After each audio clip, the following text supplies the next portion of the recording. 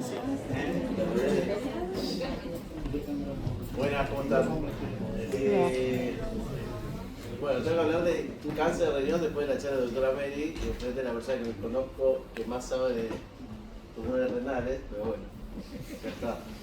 Estoy más nervioso eso que está bien. Yo soy médico urólogo del Hospital Alemán, me especialicé en urooncología, con un fellow clínico acá y después hice un fellow research en Canadá y después volví, ahora estoy en el hospital, así que es lo, básicamente además de urología general que todos hacemos, me especializo más en urooncología, cáncer de riñón, próstata y vejiga.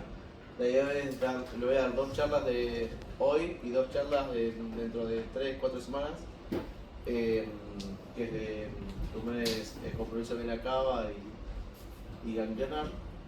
Pero hoy vamos a, son conceptos más básicos y son, todo es importante, pero esto lo que van a ver, por más que la urología general, esto lo van a ver y tienen que encararlo bien, no como un clínico, sino ya como un urólogo, por lo cual hay conceptos más complejos y más de patología avanzada que es importante que aprendan, pero por ahí lo van a manejar más a diario si se dedican a la especialidad, y otras cosas que van a ver siempre, que van a llegar al consultorio que hagan, y es importante que sepan todo lo que es el diagnóstico inicial y el manejo. Lo primero que voy a hablar es formas de presentación y estadificación del cáncer renal. El doctor Ameri ya le habló de características de los tumores renales. Es muy variable, es difícil. Van a ver que yo voy a presentar varios trabajos con distintas cortes. Y mismo si uno hace una corte para evaluar tasa de crecimiento, más allá de que hay pocas que lo evalúan, varían mucho los números de uno a otro. Mismo cuando les dé después la presentación de biopsia renal, varían mucho los porcentajes de uno a otro. Y eso es no solo porque las cortes son distintas, las poblaciones son distintas, sino que es un tumor que se comporta muchas veces de una forma impredecible. Algunas cosas sí son más predecibles y son parte de las herramientas que usamos a diario. En la clase voy a hablar primero de epidemiología, muy cortito, factores de riesgo. ¿Hablaron de eso todos? Sí. Ok, entonces son un poquito más rápido. Y después presentación clínica, diagnóstico y lo último que es estadificación. En cuanto a epidemiología, estos datos que Argentina proporciona el GloboCan es el sexto en incidencia, obviamente que es más alta la incidencia en hombres que en mujeres creo que está octavo, representa 3 a 5% de todos los cánceres. La relación, esto se mantiene a nivel global, más o menos es 2-1, y en Argentina se estiman entre 4.000 y 5.000 casos nuevos por año. Hay que ver qué componente de su diagnóstico tenemos, en otros países puede ser un poco más alto, hasta 9.000 o 10.000 casos nuevos por año, pero hay que verlo pero hay que verlo en contexto de la población que manejan. Pero en otros países, más o menos con la misma población, entre 45 y 60 millones de habitantes, en algunas poblaciones es casi hasta duplicar este número. Y es un tumor que tiene una prevalencia en aumento. Si uno analiza los últimos 25 años, aumentó mucho el diagnóstico, pero porque también hay mucha mayor accesibilidad a pruebas diagnósticas, y ya vamos a ver que el principal método de diagnóstico de esto es incidental. Factores de riesgo, bueno, algo me dijo el doctor Colón: tabaquismo, sobrepeso, obesidad, hipertensión arterial, condiciones genéticas, hay múltiples, es importante tenerlas en cuenta para interrogarlas, siempre es importante interrogarlas. Más que nada, algo que sí no es tan infrecuente, o sí se puede ver la población, esclerosis tuberosa, otras patologías clínicas que por ahí uno no tiene en cuenta, pero sí se pueden asociar a esto. O en todos pacientes jóvenes con un tumor renal, empezar a indagar un poco porque por ahí hay varios antecedentes familiares o que pueden aumentar el riesgo. Enfermedad renal crónica es un capítulo aparte, series que hablan de una tasa más baja, otras series que hablan de una tasa más alta, pero sí generalmente se asocian tumores de menor grado, por ahí no tan agresivos. Y la exposición ocupacional, lo más estudiado es el tricloretileno, generalmente son solventes de grasas y demás, así que es muy específico el sector que puede estar asociado a eso. Y ahora sí ya vamos más a lo que nos compete, que es la presentación clínica. Ustedes ya están en el último año de la residencia, así que supongo que estos se habrán expuesto bastante. No sé cuántos hacen consultorio, pero la mayoría de los pacientes que tienen tumores renales, ¿cómo se presentan? ¿Cómo? Asintomático, eso es un hallazgo. De hecho, es un hallazgo incidental en más del 80%, casi 90%, y algunas series más todavía. Y en estadios iniciales. En estadios más avanzados pueden presentar algunos síntomas, pero el porcentaje que se diagnostican en esos estadios es más bajo.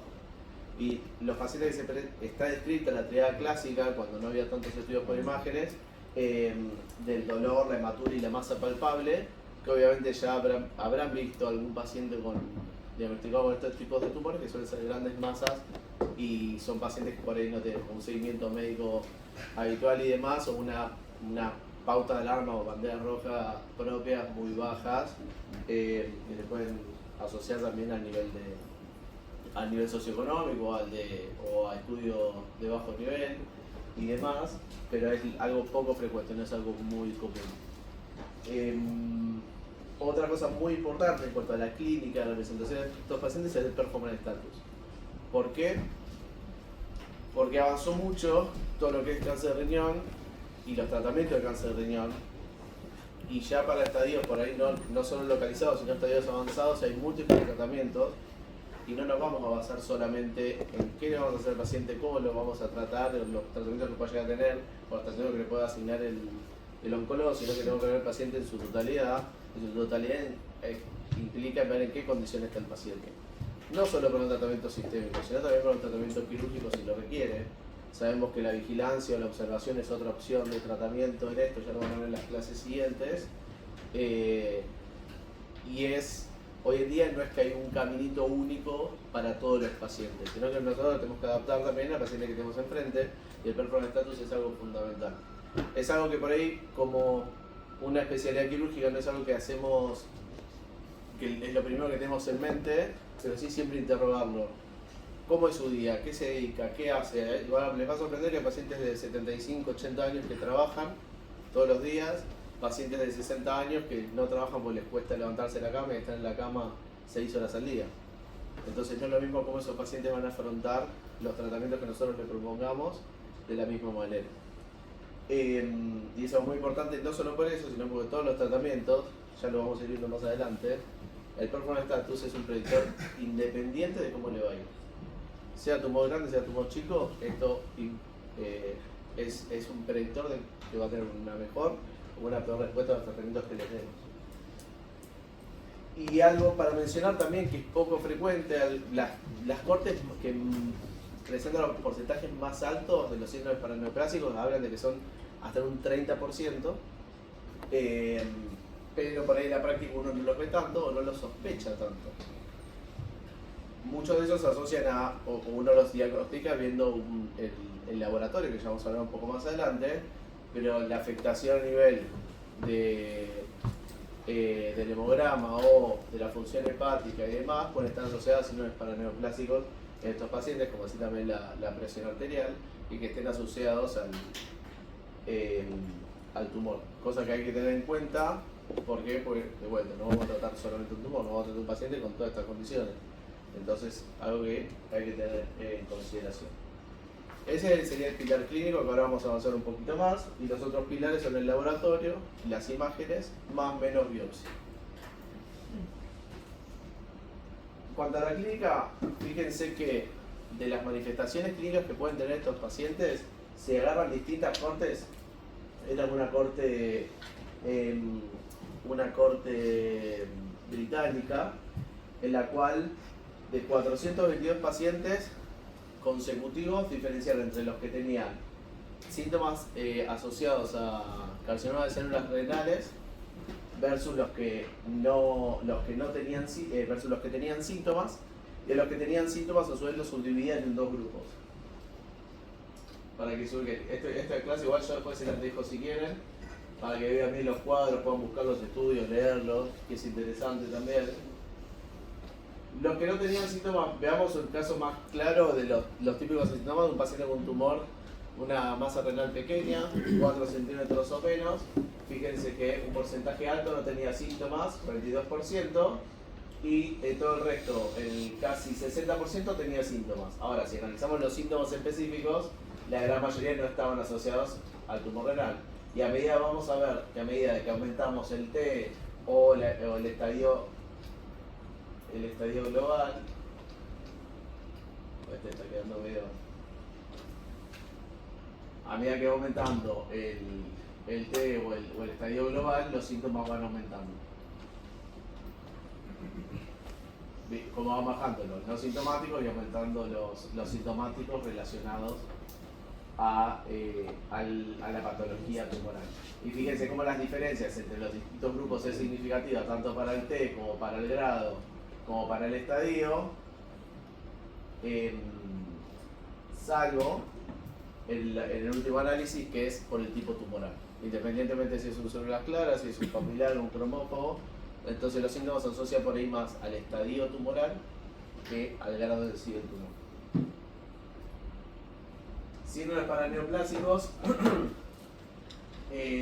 se diferencian por ahí un poco más entre los que son metastásicos y no metastásicos. En los no metastásicos no se asocian tanto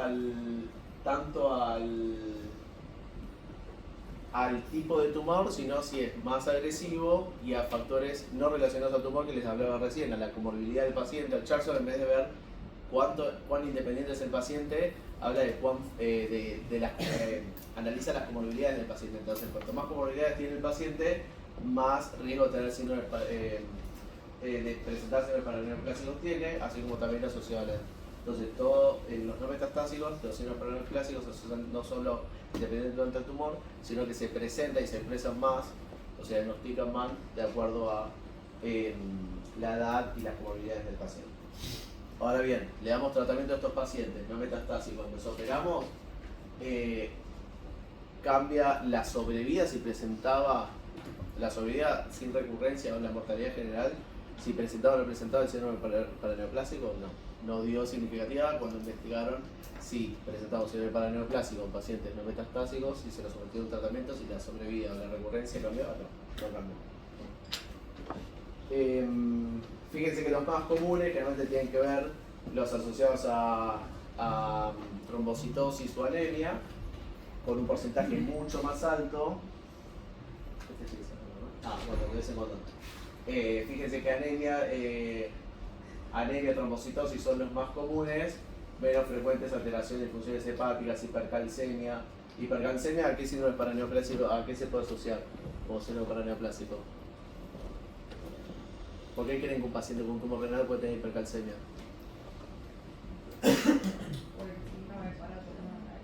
Perfecto, lo que dijo. Es por una molécula que se sintetiza que es similar a la paratormona, que tiene el efecto de la hormona paratormona, es decir, resorción ósea.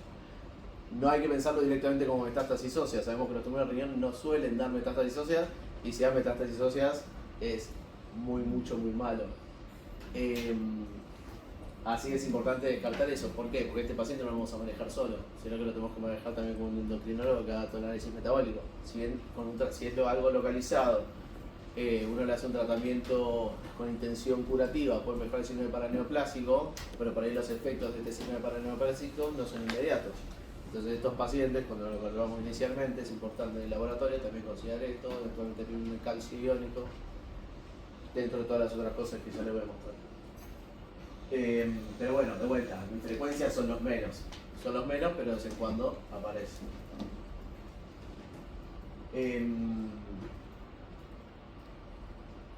Bueno, y esto lo que hablaba un poco antes, que fíjense que la prevalencia de cualquier síndrome paraneoplásico, a medida que aumenta el estadio, aumenta la prevalencia, que también tiene su lógica. De performance status, un poco lo que les hablaba antes, cómo es un factor independiente del pronóstico de estos pacientes. Independientemente del mismo estadio, dentro de un mismo estadio que varía el performance status, cambia el pronóstico de la sobrevida global de los pacientes, que es lógico también es lógico si uno tiene en cuenta las comorbilidades, porque también el paciente tiene otras patologías, pero sí cambia el pronóstico de sobrevida global. Entonces es algo que hay que tener en cuenta, no solo para definir un tratamiento, sino para las expectativas del paciente. Entonces está bien, me opero el tumor renal, pero si el paciente después de la cirugía se le agrega un dolor crónico, ya estaba parcialmente, ya estaba con patologías algo invalidantes, se le agrega un dolor postquirúrgico y demás, que lo tiene más en cama, cuesta más la recuperación, y bueno, son todos factores a tener en cuenta para elegir el tratamiento. Siguiente, laboratorio, y esto un poco asociado a lo que hablábamos antes. Tenemos que analizar no solamente lo que me interesa para una eventual cirugía, si el paciente se va a plantear un tratamiento quirúrgico, como puede ser el hemograma, como puede ser las plaquetas, como puede ser el coagulograma, sino también considerar todo el componente global del paciente, una LDH para el, que es un poco, habla un poco de la carga tumoral, de la actividad tumoral, el calcio sérico corregido para ver si tenemos que pensar un síndrome paraneoplásico. Fosfatasa alcalina, generalmente si tiene algún compromiso óseo o algún componente resvacioso, pero no es lo más frecuente. Función hepática, siempre. Eritrosedimentación, también un parámetro sistémico. Y una orina completa. La orina completa nos puede hablar de varias cosas.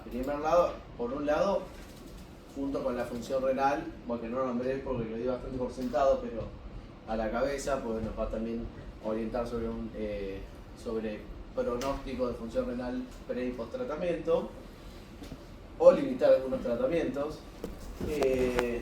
Junto con la función renal nos puede hablar de que tenga alguna patología renal previa. La mayoría de estos pacientes son hipertensos, muchos son diabéticos, eso genera glomerulopatías que pueden afectar la función renal después de un tratamiento directo al riñón. Con lo cual es algo que tener en cuenta antes, y para después, y la orina completa siempre nos puede hablar puede ayudar a pesquisar algunos cambios o glomerulopatías. Y por otro lado, también nos habla si estamos en algunos tumores. Ya vamos a hablar un poco bien cómo diferenciar las distintas masas renales. Es importante, obvio, diferenciarlo de tumores de la vía excretora, cuando hay dudas o está muy cercano a la vía excretora, tumores difusos que no tienen bien marcada una pseudocápsula y demás. Es otra cosa que tenemos que sospechar. Y una orina completa nos puede orientar más menos histoscopía, más menos PAP en orina, si estamos sospechando para ese lado, pero bueno, nos aleja un poco de los tumores de células renales. Una pregunta, sí. ¿ustedes en pacientes candidatos a nefrectomía radical hacen consulta previa con nefrología o si encuentran un hallazgo patológico nada más? No, depende el paciente. O sea, si va a ir a una nefrectomía parcial, tiene una función renal normal, tiene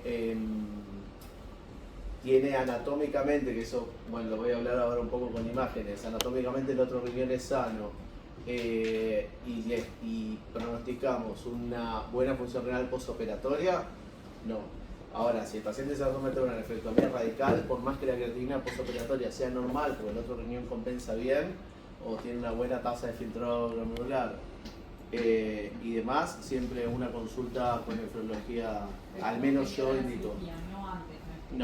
No, antes obviamente el paciente que tiene o patología renal o altas chances de tener una afectación renal o riesgo de requerir diálisis postoperatoria.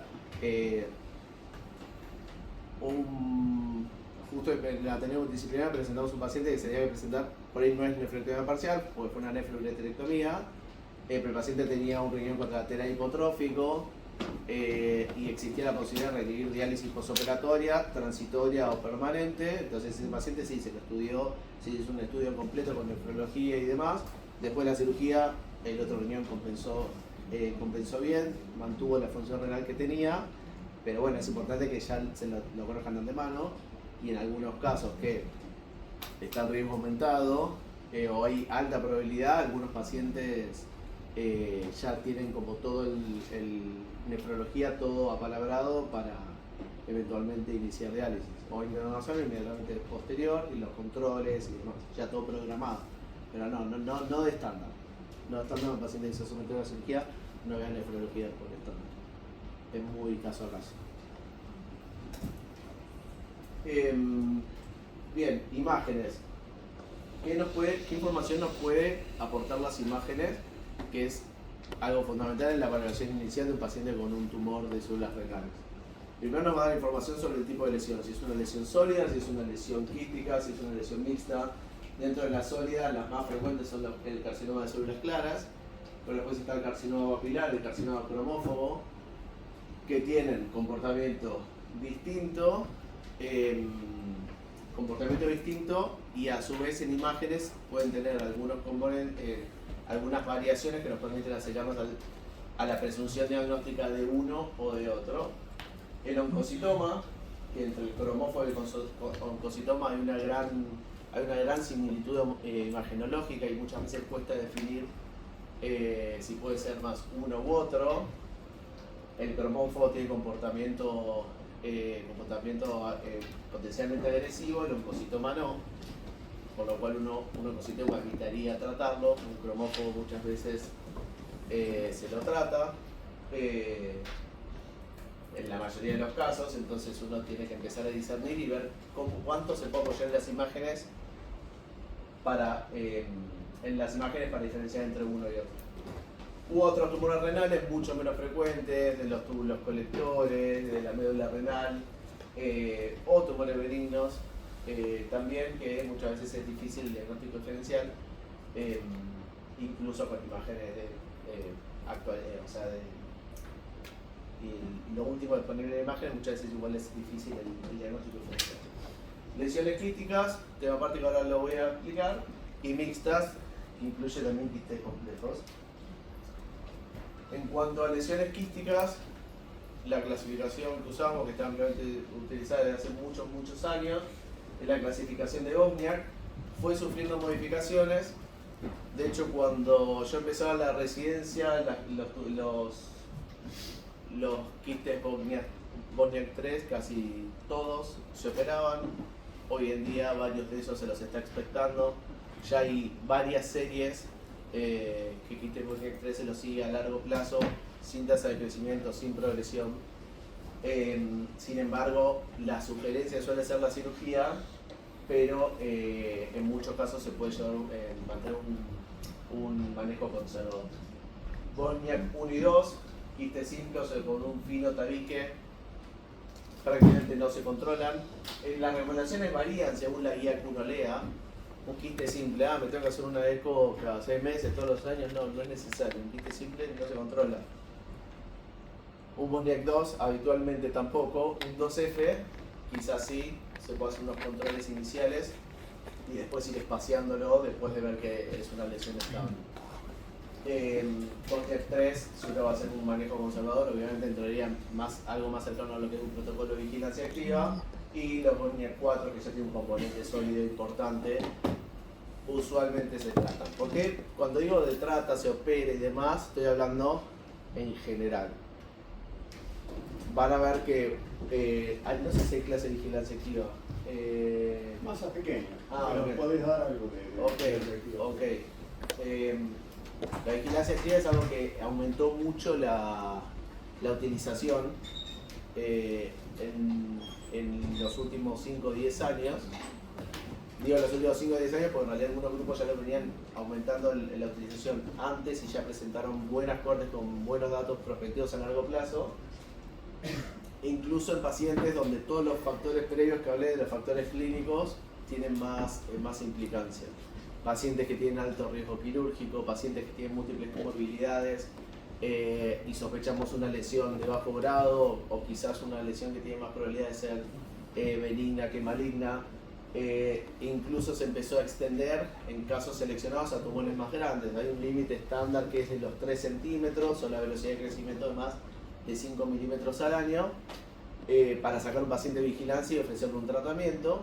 Pero hay pacientes con tumores de 6 centímetros estables en los últimos 2 años con múltiples comorbilidades que por ahí uno elige controlarlos. No va a ser una cirugía que puede traer más complicaciones que beneficios en algo que está estable hace varios años, siempre asumiendo el riesgo y hablando con el paciente y que entienda riesgo-beneficio entre hacer o vigilar. No es hacer o no hacer, sino hacer o vigilar. ¿Qué significa vigilancia activa? Entra en un protocolo de control estricto de la enfermedad con, depende de qué enfermedad, si es próstata, terminal que sea, con imágenes, clínica, laboratorio, más o menos biopsias según distintos protocolos, con criterios de inclusión y de exclusión. Y los criterios de exclusión implica hacer un tratamiento activo sobre lo que uno está vigilando. Pero bueno, esto es importante más que nada es muy común que los pacientes insisten en controlarse un quiste simple. Más allá de que van a ver en el consultorio que llegan preocupados porque hay algo en el riñón y es un quiste simple, tranquilizar, no se controla, no es necesario controlarlo, probablemente esos pacientes tengan después algún otro estudio el cual lo va a poder ver, y obviamente sí repetir estudios si empieza con alguna sintomatología. Hay algunos kits rarísimos, pero algunos kits que se pueden complicar, kits siempre que se pueden complicar con sangrado, con dolor, no suele ser así. Por eso, costo-beneficio, costo de salud, sus beneficios contra un kit simple, obviamente que no se controla. ¿Qué más? Bueno, y en cuanto al propio de la patología tumoral, ¿qué nos aportan las imágenes? Nos da mucha información del tumor primario. Del tumor primario nos habla del tamaño, de la localización, de la extensión del tumor, si está bien localizado, si se extiende hacia el sistema colector, si se extiende hacia el seno renal, si se extiende hacia la periferia del riñón. Y en cuanto al tumor primario, uno puede con las imágenes realizar lo que se llama nefrometría, que son ciertos parámetros del riñón que uno analiza en cuanto a tamaño, distancias y demás, que el más ampliamente utilizado es el Renal Score. Hay dos calculadores que les voy a mostrar hoy que son útiles en la práctica. Que el Renal Score se desarrolló para ver riesgo de complicaciones, de complejidad quirúrgica y de complicaciones de una masa renal que se va a someter a una nefrectomía parcial. ¿Están familiarizados con el Renal Score? Sí. Todos, ¿no? O la gran mayoría. Fíjense que ven el radio, tamaño del tumor, si es exofítico, endofítico, la cercanía del sistema colector, si es anterior o posterior. Eso tiene que ver más con lo quirúrgico y según lo que uno calcula, bueno, habla de complejidad, baja, intermedia, alta y el riesgo de complicaciones que se asocia a cada una de esas.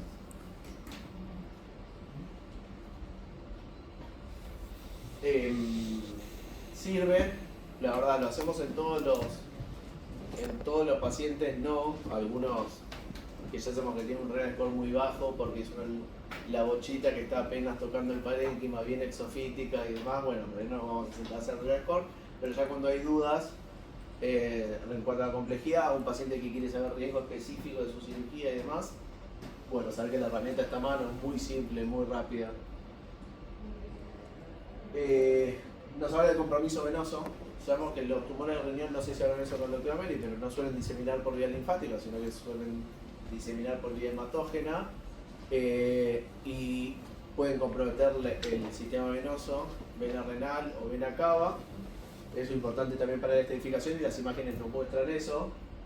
En cuanto a los ganglios, tema aparte, lo vamos a ver dentro de 2-3 semanas, pero muchas veces las imágenes nos hablan de el estadio ganglionar clínico, si hay ganglios que están que son adenopáticos, es decir, que tienen un tamaño aumentado, más de 1 centímetro, o si tienen sospecha de malignidad, si pierden el hilo graso del ganglio. Si el paciente trae imágenes de un lugar que hace imágenes en general y no tienen imagenólogos entrenados en ver ganglios linfáticos, nunca les van a informar sobre el hilo graso del ganglio, si es sospechoso o no. La utilidad clínica es una linfanectomía, la nefrectomía radical, obviamente que estamos hablando de tumores más localmente avanzados, es cuestionada, pero la vamos a hablar más adelante.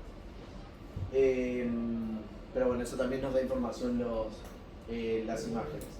Y por último, lo que les nombré antes, el estado del riñón contralateral. Si uno le va a someter al paciente a no es lo mismo una nefrectomía parcial compleja, que hay riesgo que termine en nefrectomía radical, o mismo una nefrectomía radical, ver cómo está el otro riñón. Si el otro riñón concentra, excreta bien, tiene buen parénquima renal, un tamaño adecuado y demás, bueno, nos da tranquilidad que en caso de que termine una nefrectomía radical o que tenga que recibir una nefrectomía radical, que igual pueda vivir sin complicaciones el resto de su vida con el riñón contralateral. Pero bueno, las imágenes no son lo mismo, no es lo mismo la tomografía que la resonancia o la ecografía. Generalmente el diagnóstico inicial de la mayoría de estos pacientes es por ecografía, por un hallazgo ecográfico, algunos por tomografía o resonancia. Los de resonancia generalmente es por alguna resonancia de columna, pero lo más común es por ecografía o tomografía. Muchas veces vienen los pacientes por una tomografía que no es la adecuada. Se hizo una tomografía de columna, y más allá que es raro, porque generalmente se pide resonancia, pero viene un paciente con una tomografía de abdomen, solo abdomen, para controlar por algo traumatológico, y es una tomografía sin contraste, y es fundamental en el análisis o en el diagnóstico de masas renales estudios contrastados. Estudios contrastados porque depende cómo capta el contraste, cómo se muestra la lesión y demás, nos va a hablar de más o menos probabilidad de malignidad, más o menos probabilidad, o sea, de malignidad o benignidad, o de distintos tipos histológicos de estos tumores.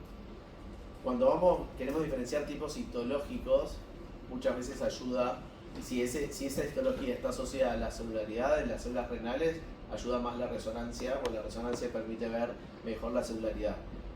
La tomografía sí nos ayuda bastante en diferenciar lo que puede ser un angiomiolipoma, que es una lesión benigna, que está compuesta de vasos y grasa. Si es un angiomiolipoma sin grasa, es más complejo y la resonancia nos va a ayudar un poco más, pero si es un angiomiolipoma con tejido graso, la densidad de la tomografía permite hacer una diferencia entre uno y otro. Pero la resonancia tiene múltiples opciones para analizar estas lesiones.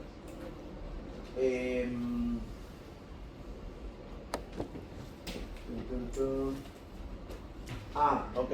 Esto lo puse que hay un score que es un score de probabilidad de carcinoma de células claras. Ya tiene varios años.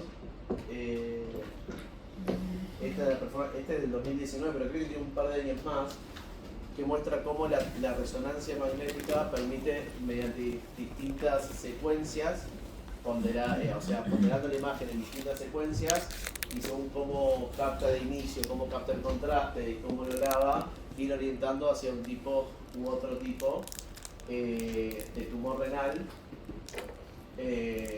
entre células claras y no células claras, o angiomiolipoma. Los dos que hacen resonancia en nuestro hospital están muy cancheros con esto, y si uno se lo pide, lo calcula. No lo hacen por default el renal, sí, en todas las tomografías tiene un renal score por default en el informe, pero el score depende, a veces lo ponen, a veces no, pero uno siempre lo puede pedir y lo calculan, y la verdad que el score es bastante preciso.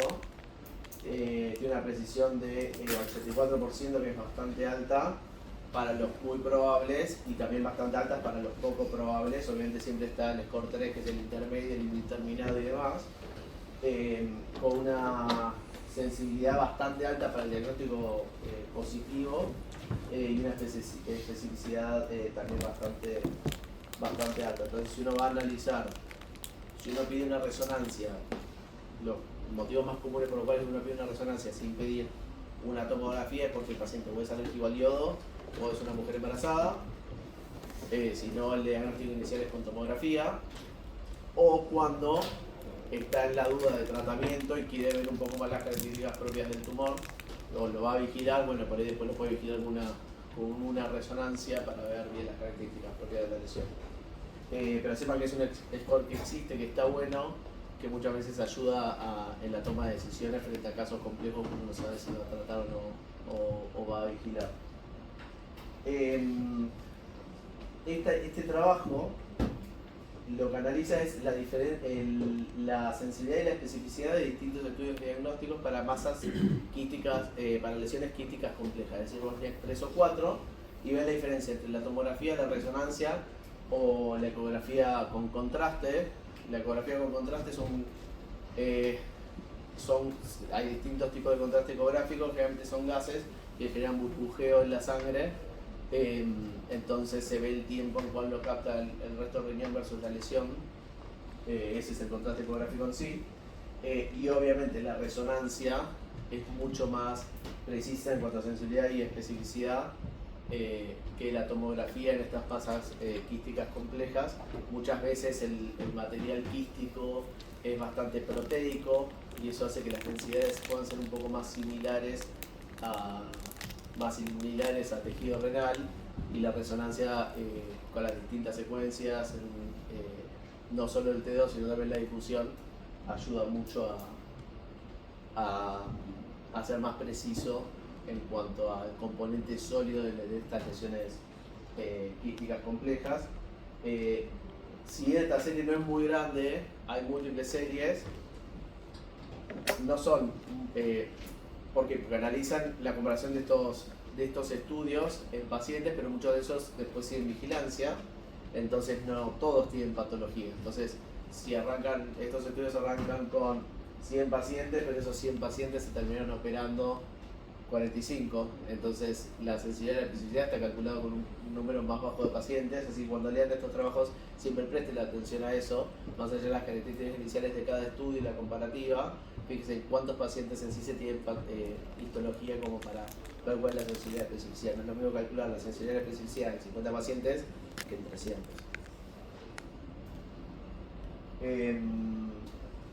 Bueno, todo eso de imágenes, múltiples imágenes, hay que ver en qué paciente es más, qué estudio de imágenes es el adecuado para cada paciente, siempre abordaje inicial, idealmente un estudio contrastado.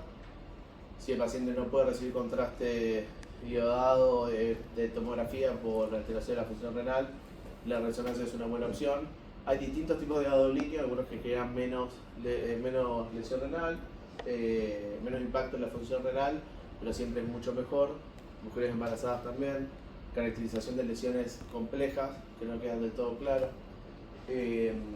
La ecografía contrastada es algo que no se usa actualmente, obviamente se necesita un ecografista súper entrenado en eso, sepan que es una opción y que tiene una sensibilidad y una especificidad bastante alta. Y ahora estadificación, ¿para qué estadificamos los pacientes? De cualquier patología tumoral. Están usando onco. Para ver qué tratamientos se puede ofrecer. Para el tratamiento, pronóstico. ¿Algo más?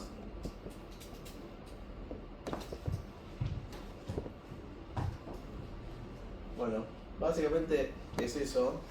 Muchas veces nos ayuda no solo para definir si vamos a hacer tratamiento o no, sino qué tipo de tratamiento. Y de vuelta, la estadificación no la tenemos que ver sola, no estamos viendo solo un tumor. La estadificación habla del tumor, de los ganglios y de la metástasis. La estadificación sí o sí tiene que ir complementaria con el paciente y la clínica del paciente que está enfrente. Porque van a ver que en muchas otras patologías, a medida que uno llega a cierto estadio, va a tratamiento sistémico. Nosotros ya salimos un poco del escenario, obviamente, si tiene compromiso del árbol urinario o puede tener complicaciones locales propias del tumor y demás, vamos a seguir en eso, pero por ahí lo que es definir el tratamiento muchas veces va al oncólogo y el seguimiento general del paciente y asiduo del paciente lo hace el oncólogo. Bueno, el riñón, hasta estadios avanzados, si uno logra dejarlo sin patología y puede retrasar el tratamiento sistémico, la cirugía sigue teniendo un rol. Entonces no es que a medida que aumenta un estadio, como pasa en muchas otras patologías, el rol quirúrgico ya está, salió, quedamos a un lado, va al oncólogo y lo sigue, sino que un paciente, por más que tenga, y no estoy hablando de localmente avanzado, sino estoy hablando hasta de un paciente con una lesión metastásica única, nosotros podemos resecar todas esas lesiones, tanto el nivel local como esa lesión única, el paciente se retrasa el tratamiento sistémico, puede retrasar el tratamiento sistémico, y eso es beneficioso en cuanto a la sobriedad sin el tratamiento sistémico, la disminución de los efectos adversos que en riñón, ya van a ver más adelante, la quimio no sirve, no funciona, entonces son tratamientos con inmunoterapia o tratamientos target, que los efectos adversos son un poco más frecuentes y más graves también. Hay pacientes que se mueren por efectos adversos de la inmunoterapia, son obviamente no es lo más frecuente, si no lo usaríamos como tratamiento, pero pueden llegar a ser graves, muy graves, y quema bastantes de las opciones posteriores que podamos usar en estos pacientes para que les vaya bien o retrasar la progresión o retrasar la muerte o aumentar la sobrevida. Entonces, a pesar de de estadios avanzados, muchas veces el rol quirúrgico puede seguir teniendo un rol. Ya van a ver lo que es enfermedad avanzada, tratamientos sistémicos, cirugía citoreductiva, metástasis única, múltiples metástasis, estudios que fueron muy discutidos hace 10 años, Carmena, Solstein, nuevos trabajos, hay nuevos tratamientos que salieron después de eso y empiezan a aparecer ahora nuevas series, si queremos hacer tratamiento sistémico o si todavía tienen un rol en la cirugía, o pacientes que igual hay que es una cirugía porque tiene compromiso local o hematuro y demás. Bueno, son todas esas cosas que tener en cuenta y es importante esta edificación no solo por tenerla en sí y definir el tratamiento, sino como definirlo para cada paciente en particular. Y lo otro, que cada vez está más hablado, los pacientes cada vez saben más, cada vez leen más, tienen ChatGPT, o sea, tienen un montón de AI que les va a tirar mucha información, entonces los pacientes ya vienen con la información a la consulta y empiezan a pensar en las siguientes preguntas, no solo en qué tengo y cómo voy a tratar, sino cómo me va a ir. Y el pronóstico es muy importante saberlo, obviamente cada caso es particular, cada comportamiento tumoral va a ser distinto, pero es importante saber qué pronóstico va a tener cada paciente según el estadio en el cual se encuentra. Me quedó, un segundito, me quedó no se me cambió la animación.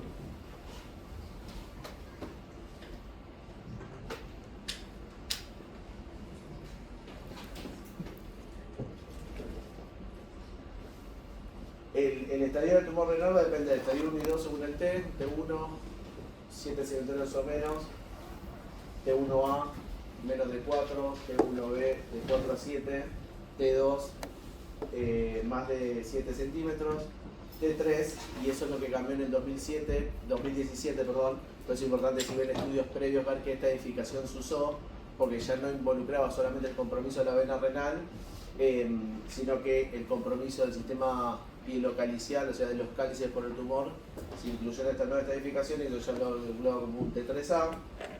Obviamente con el avance de los estudios de imágenes, eso se puede ver mucho mejor, en una resonancia, una tomografía bien realizada, podemos predecir compromiso o no del sistema pielocalicial. Y compromiso venoso, también ya lo localizo en T3, dependiendo del nivel del compromiso venoso, que ya lo vamos a ver en la clase de trombo tumoral. Si es A, B o C, es una extensión del trombo. 4, que extiende más hacia la gerota, compromiso suprarrenal ipsilateral. Cada uno de estos se asocia a una sobrevida libre metástasis y hay distintas formas, o sea, hay distintos calculadores de riesgo, no solo al T, sino que incluyen otros parámetros que varía un poco esto. Lo primero que uno tiene con la estadificación es, ok, ¿cómo le va a los T1A? Y bueno, la gran mayoría tiene una sobrevida a 5 años de más del 93% con un tratamiento, de todos los que se operaron. Ahora, ¿qué se empezó a ver después? Bueno, pero ¿qué pasó con ese otro 7%? Hay otras cosas que implican, no es solamente diagnosticar el tumor y resecarlo, porque no deja de ser un T1A. ¿Qué pasó con el otro 7%?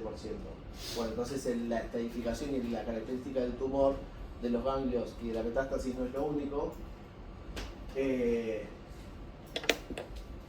Bueno, por ejemplo, lo que estaba diciendo recién, ¿qué pasó con este 7%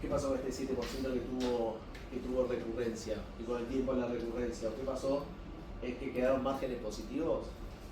¿Es eso lo que implicó? Porque también de esos pacientes algunos no tenían márgenes positivos e igual tuvieron recurrencia.